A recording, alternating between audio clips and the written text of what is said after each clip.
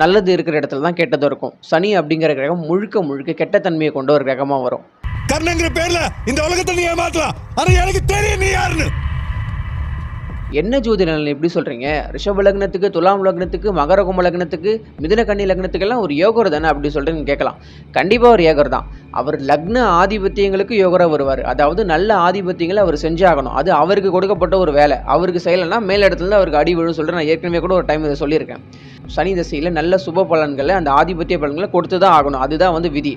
ஆனால் அதுக்காக சனி அப்படிங்கிற கிரகம் நல்ல கிரகம் ஆகிடாது. அவருடைய கேரக்டர், அவருடைய இயல்பு, அவருடைய அடிப்படை எப்படி வேணால் நீங்கள் வச்சுக்கலாம். அது எல்லாமே முழுக்க முழுக்க ரொம்ப ஒரு எக்ஸ்ட்ரீம் டெவல், ஒரு கெட்ட தன்மையை கொண்ட ஒரு கேரக்டராக தான் இருப்பார் சனி.